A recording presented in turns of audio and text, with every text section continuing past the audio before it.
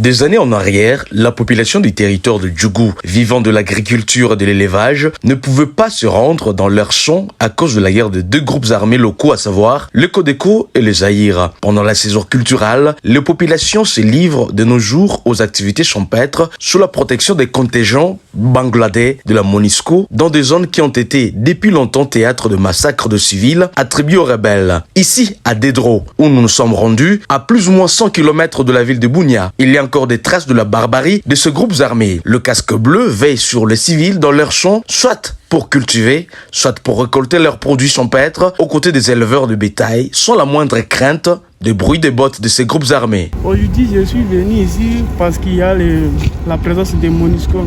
C'est à cause de cela que je pars maintenant au chat. Perdez-les des assaillants, des quoi là.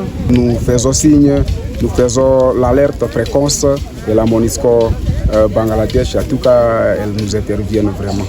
Oui, quand nous sommes au chat, le casque bleu de la MONUSCO circule. Ils ont leur gros véhicule, ils passent par les abords. Des fois, ils s'arrêtent quelque part, les militaires les soldats ici de la MONUSCO s'installent et on travaille. Pour sa part, l'autorité militaire de casque bleu de la MONUSCO dans la zone a indiqué que la protection des civils est la préoccupation majeure de casque bleu, surtout dans la région où les civils sans défense se rendent dans leurs champs pour lutter contre la faim dans des zones hostiles, nous a précisé le général de brigade Monjroul Alam Northern. If the MONUSCO can be deployed during the harvesting season. Si la MONUSCO est déployée dans cette zone pendant les saisons de récolte, elle aura l'obligation de sécuriser les populations et leurs biens pour assurer leur bonne quiétude.